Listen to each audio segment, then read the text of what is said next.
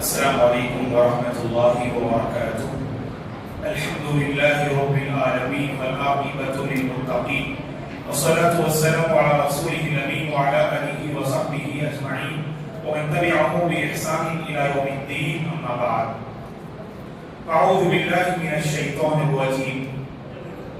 إذ قال الحواريون يا عيسى ابن مريم هل يستطيع ربك أن ينزل علينا مائدة من السماء قال اتقوا الله إن كنتم مؤمنين.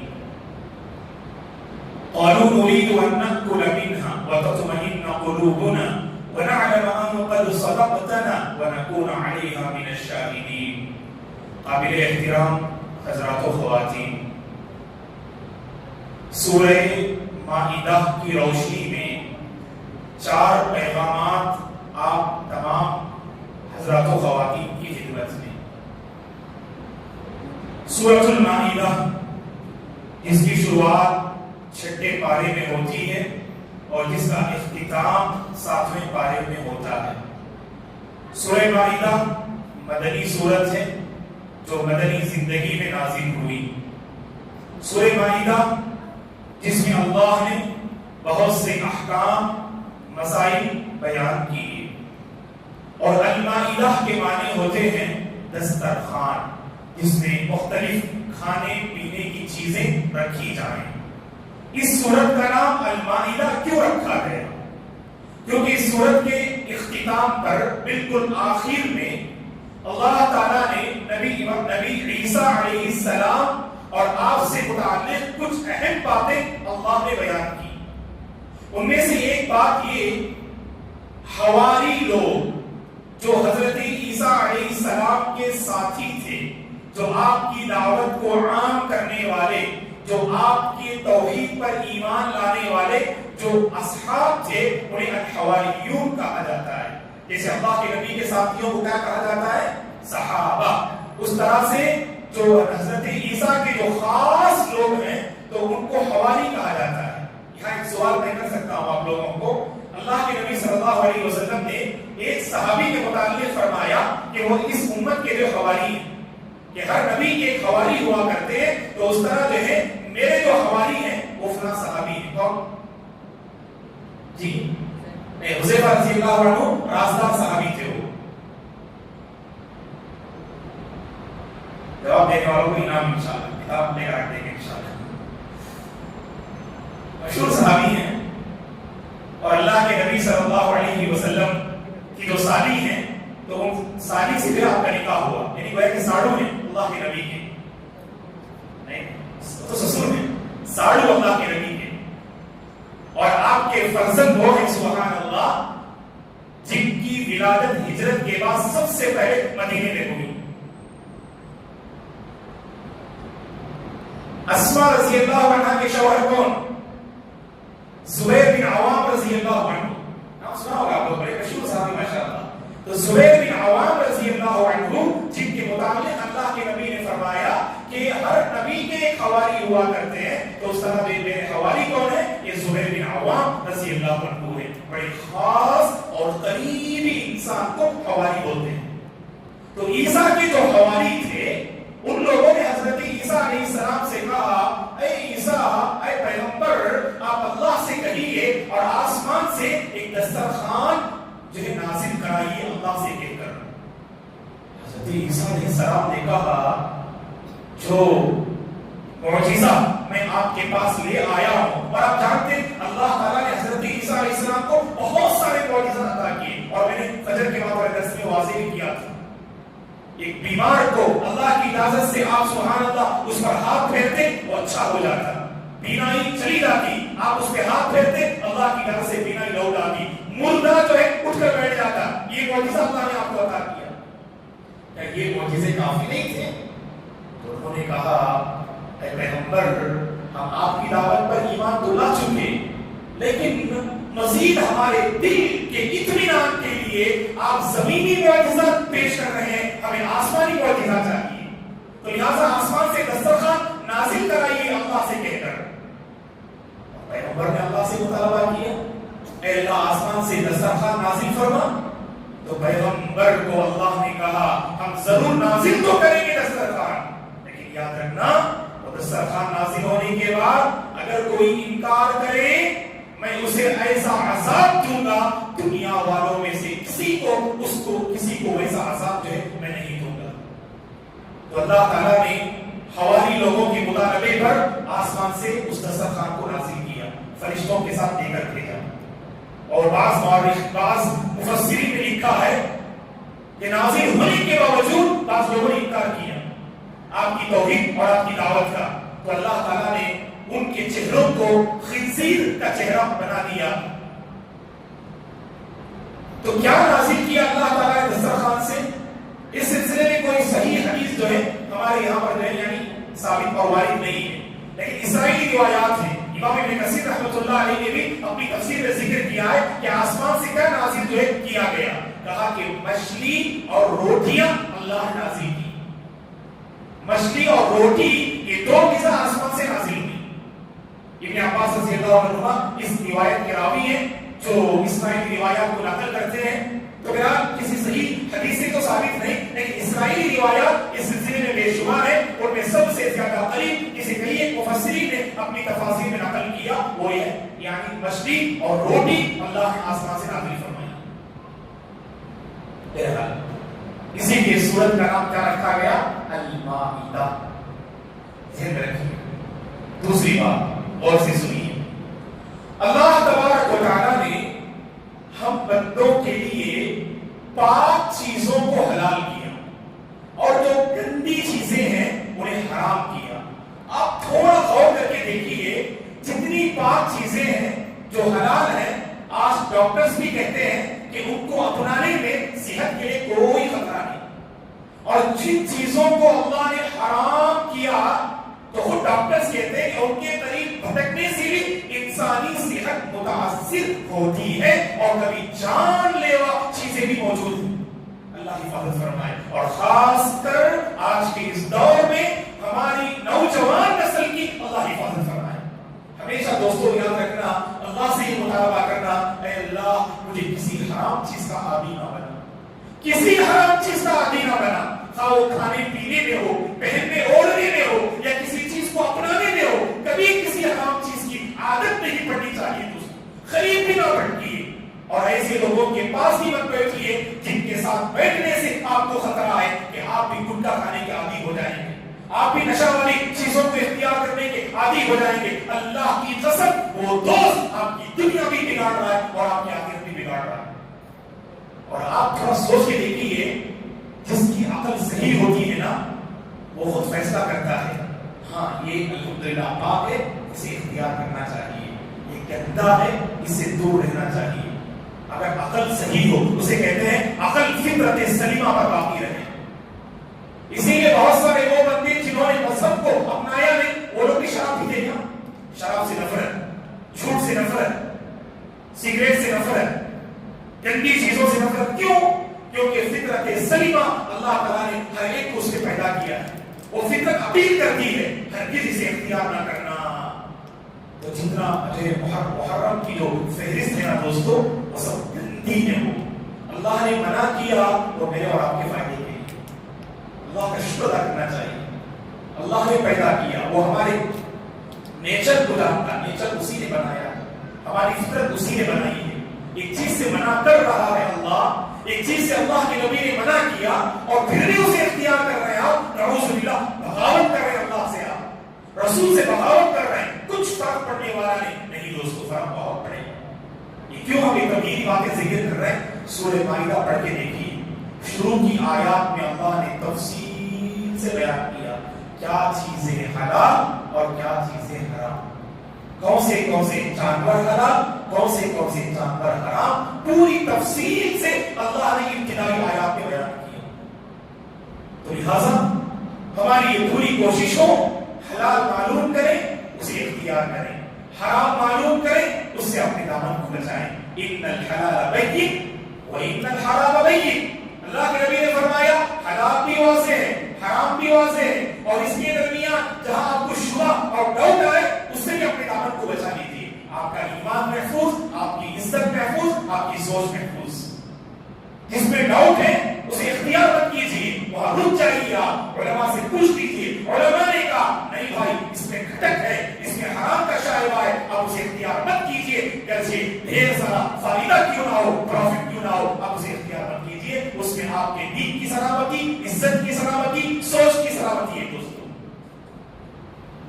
سلسلے میں تو تیسری بات ہم آپ کے حوالے کر رہے ہیں وہ یہ، آپ جانتے ہیں اکرمکم اللہ، اللہ آپ تمام کو سلامت رکھے اور عزت و وقار کے ساتھ رکھے، کتا اکرمکم اللہ جانور ہیں، اور اہل عرب جب اس جانور کا نام لیتے ہیں ہم انسان سبحان اللہ، اللہ نے اشرف المخلوقات بنائے، تو اہل عرب کہتے ہیں کہ انسان کے سامنے جانور کا تذکرہ تو ہمارا اپنا جو مقام ہے سبحان اللہ تو اس کے مقام کے خلاف منافی ہے۔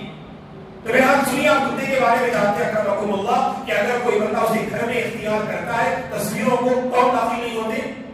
فرشتے داخل نہیں ہوتے، اگر حفاظت اور حراست کی خاطر کھیتی باڑی وغیرہ کا معاملہ ہے تو وہاں پر حفاظت و حراست کی خاطر آپ اسے اختیار کر سکتے ہیں۔ ایک اور کتا ہے جس کا اللہ نے سورہ مائدہ میں ذکر کیا، اسے کلب معلم کہتے ہیں، یہ شکار پر بھیجتے آپ، اور سب سے زیادہ جو ہے تیز شکار کرنے میں یہ کتے ہوتے ہیں، خاص کر اگر ان کو ٹریننگ دی جائے، اگر ان کو سکھایا جائے۔ جس کتے کو ٹریننگ دی جائے اللہ نے قرآن میں کہا وہ کلب معلم ہے، جس کو سکھایا گیا ہے، تو اس کلب معلم اگر وہ شکاری جانور کوئی جانور شکار کر کے لاتا ہے تو اس کے حلال ہونے کے لیے 4 کنڈیشنز ہیں۔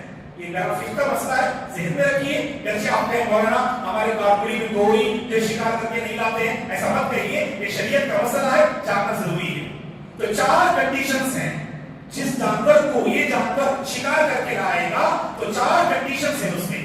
سب سے پہلی شرط اور کنڈیشن یہ ہے کہ باقاعدہ اس کتے کو جانور کو ٹریننگ دی گئی ہو، اچھی طرح تربیت دی گئی ہو، یہ پہلی شرط۔ اور دوسری شرط یہ ہے کہ باقاعدہ آپ نے شکار کے لیے چھوڑا ہو۔ فار ایگزامپل آپ کے پاس شکاری کتا تو ہے، شکاری جانور تو ہے، آپ نے چھوڑا نہیں اسے، وہ خود جا کے چھپٹ لیا کسی جانور کو، نہیں، حرام کو۔ جس جانور کو شکار کرنے کے مقصد سے نیت سے بھیج دیا جا شکار کر، تو وہ جب شکار کر کے آئے گا تب وہ جو ہے حلال، وہ خود آگے بڑھے گا کسی جانور کو دیکھ کر تو وہ جانور ہمارے لیے حلال نہیں، آپ بھیجیں اس کو، یہ دوسری شرط۔ اور تیسری شرط جانتے ہیں کیا ہے؟ جب وہ شکار کر لے، شکار کے بعد اسے اپنے پاس رکھے، اس میں سے کچھ بھی نہ کھائے، اور ٹریننگ جس کو دی جائے اسے معلوم جس نے بھیجا ہے شکار کے لیے وہ خود اس کے پاس لے کر آئے گا اور پھر وہ اس کو لے استعمال میں لائے گا۔ اگر وہیں پر شکار کے بعد وہ کھانا شروع کر دے پھر وہ جانور ہم کھا نہیں سکتے، وہ حرام۔ جس جانور کو اس نے پکڑا ہے وہ جانور کو خود استعمال نہ کرے بلکہ جس نے شکار کے بھیجا اس کے پاس وہ لے کر آئے، یہ تیسری شرط۔ اور چوتھی اور اہم شرط جانتے کیا؟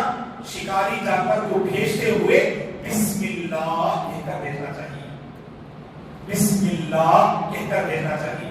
اگر بسم اللہ نہیں کہا تو پھر وہ جانور جس کو اس نے شکار کیا وہ ہمارے لیے حلال نہیں۔ يسألونك ماذا أحل لهم قل أحل لكم الطيبات وما علمتم من الجوارح مكلبين تعلمونهن مما علمكم الله فكلوا مما أمسكنا عليكم واذكروا اسم الله عليه واتقوا الله إن الله سريع الحساب۔ اس پوری آیت میں اللہ نے 4 شرطیں ذکر کی ہیں، اس کی تربیت ہو، اس کی ٹریننگ ہو، شکار پر بھیجا جائے اور شکاری جانور کو اپنے قبضے میں رکھے، اسے نہ کھائے اور بسم اللہ کہہ کر اسے بھیجا جائے۔ اگر یہ 4 کنڈیشنز ہیں تو الحمدللہ اس جانور نے جس کو شکار کیا ہے اسے آپ کھا سکتے ہیں، وہ آپ کے لیے حلال ہے۔ اور دوستو حلال و حرام کے مسئلے میں مجھے اور آپ کو بہت محتاط ہونا چاہیے، بہت محتاط ہونا چاہیے۔ چلیے ایک اور بات جو اللہ تعالیٰ نے اس صورت میں ذکر کیا ہے وہ جانتے ہیں کیا ہے؟ اليوم أكملت لكم دينكم وأتممت عليكم نعمتي ورضيت لكم الإسلام دينا۔ صحیح بخاری مسلم کی حدیث ہے، عمر بن خطاب رضی اللہ عنہ کے پاس ایک یہودی آئے، اس یہودی نے کہا اے امیر المومنین، آپ قرآن مجید میں ایک ایسی آیت پڑھتے ہیں، اگر وہ آیت ہم یہودی قوم پر نازل ہوتی تو جس دن وہ آیت نازل ہوئی ہوتی اس دن کو ہم عید کا دن بنا لیتے، اتنی عظیم آیت آپ قرآن مجید میں پڑھتے ہیں، اگر وہ آیت ہمارے یہاں پر نازل ہوتی تو جس دن وہ نازل ہوتی ہم اسے کیا بنا لیتے؟ عید کا دن بنا لیتے۔ امیر المومنین عمر بن خطاب رضی اللہ عنہ نے پوچھا وہ کون سی آیت ہے؟ تو یہودی نے سورہ مائدہ کی یہ آیت کریمہ تلاوت کی، اليوم اکملت لکم دینکم واتممت علیکم نعمتی ورضیت لکم الاسلام دینا۔ آج میں نے تمہارے لیے تمہارے دین کو مکمل کر دیا اور اور تم پر اپنی نعمت میں نے مکمل کر دی اور تمہارے لیے اس جو ہے اسلام کو بطور دین کے میں نے تمہارے لیے پسند کیا. بڑی عظیم آیت. تو عمر بن خطاب رضی اللہ عنہ نے کہا کہ ہم جانتے ہیں یہ آیت اللہ کے نبی پر کب اور کہاں نازل ہوئی. عرفے کے مقام پر نازل ہوئی. اللہ ہم سب کو حج کی سعادت نصیب فرمائے. حرمین شریفین کے ساتھ اللہ ہم سب کو نصیب فرمائے. اللہ حرمین کی زیارت ہمیں نصیب فرمائے. جائیں گے انشاءاللہ آپ تمام اور ہم تمام عرفے کے میدان دیکھیں گے انشاءاللہ. جہاں پر سارے حاجی حضرات 9 تاریخ کو ماشاءاللہ جمع ہوتے ہیں تو اللہ کے نبی صلی اللہ علیہ وسلم جب عرفے پر تشریف فرما تھے اس موقع پر یہ آیت نازل ہوتی ہے. اور وہ جمعہ کا دن تھا جب یہ آیت نازل ہوئی اللہ کے نبی صلی اللہ علیہ وسلم پر. اور اللہ کے نبی نے ایک ہی حج کیا, آپ کا پہلا اور آخری حج تھا جو حج قران اللہ کے نبی صلی اللہ علیہ وسلم نے کیا. اور 4 عمرے کی اللہ کے نبی صلی اللہ علیہ وسلم 4 عمرے کیے اور ایک حج اللہ کے نبی نے کیا صلی اللہ علیہ وسلم. تو حج کے اس موقع پر یہ آیت نازل ہوئی. اور میں نے آپ کو بتایا تھا اس سے پہلے عشاء کے بعد والے درس میں, پتہ نہیں کس کو یاد ہے دیکھتے ہیں, سب سے آخری آیت کون سی جو اللہ کے نبی پہ نازل ہوئی؟ سب سے آخری آیت جو اللہ کے نبی پہ نازل ہوئی ولی جی نہیں تو اور بھی ناز نہیں, وہ تو پہلے بھول جاتے ہیں. اللہ آپ کو کیا ورنہ آپ کوئی پرائز انعام لا کے رکھتے ہیں اور سوال کرتے ہیں, یہ نہیں ہو سکتا ہے. آپ لوگ پوچھیں جی. سورہ بقرہ کی آیت بڑی جو آیت ہے اس سے پہلے وَاتَّقُوا يَوْمًا تُرْجَعُونَ فِيهِ إِلَى اللَّهِ ثُمَّ تُوَفَّى كُلُّ نَفْسٍ مَا كَسَبَتْ وَهُمْ لَا يُظْلَمُونَ. اللہ کے نبی پر نازل ہونے والی یہ آخری آیت ہے. کیوں کی تھی جی؟ خرچ کے بارے میں جو آیت ہے نا اس سے پہلے والی آیت ہے, ٹھیک ہے نا. اور یہ جو آیت ہے حجۃ الوداع کے موقع پر نازل ہوئی. اور اس آیت کا پیغام کیا ہے دوستو؟ اللہ نے اس دین کو نبی پر مکمل کر دیا. جانتے ہیں مطلب کیا؟ اب کسی انسان کو اس دین میں نہ اضافہ کرنے کی گنجائش اور نہ اس میں کمی کرنے کی گنجائش. یہ آیت توحید کا پیغام دیتی ہے. یہ آیت جو ہے یعنی سنت کا جو پیغام دے رہی ہے. یہ آیت الاعتصام بالکتاب والسنہ, قرآن مجید کو مضبوطی سے تھام لے, یہی جو ہے کامیابی کے 2 عظیم مینارے ہیں. اگر ہم نے اس کو مضبوطی سے تھاما واللہ ہمارے قدم کبھی جو ہے غلط راستے کی طرف آگے نہیں بڑھیں گے. اور جانتے ہیں آپ کہ دشمنان اسلام نے جب یہ سوچا کہ اس دین کو مٹا نہیں سکتے لیکن بگاڑ ضرور سکتے ہیں, اسی لیے 4ویں صدی میں اس کی شروعات ہوئی. 4th سینچری کی تاریخ پڑھ کے دیکھیے آپ, اللہ گواہ ہے. اور پوری ہماری تاریخ سے ہم آپ کو بیان کرتے ہیں کہ 300 سال کی تاریخ آپ پڑھ کر دیکھیے کہ 300 سال کی تاریخ ہماری بدعت و خرافات سے پاک تھی. اور جتنے بدعت و خرافات اس امت میں جنم لیے وہ 4th اور 5th سینچری سے. وسائل حدیث کو گھڑنے والے لوگ جو ہے 4th اور 5th سینچری میں پیدا ہوئے. خواہ وہ میلاد النبی ہو, شب برات ہو, دیگر جتنی بدعات ہو, خرافات ہو, اللہ گواہ, اللہ کو گواہ بنا کے ہم پیش کر رہے ہیں 300 سال تک مسلمان ان تمام خرافات سے پاک رہے. اس کے بعد یہ شروع ہوا دوستو. اس لیے ہمیشہ ایک دعا کرنا, اے اللہ میرے دامن کو شرک و کفر اور بدعات و خرافات سے محفوظ رکھ, توحید پہ باقی رہیں, سنت پہ باقی رہیں. دوستو نعمت تو ملی ہمیں, کبھی کبھار نعمت کی لاپرواہی, الحمدللہ پر ہمیں موحد, میں ماشاءاللہ منہج پر ہوں, میں کتاب و سنت پہ قائم ہوں, لیکن زندگی میں جب ہم اپنے اعمال کو دیکھتے کہیں نہ کہیں خلل اور کھوٹ نظر آتا.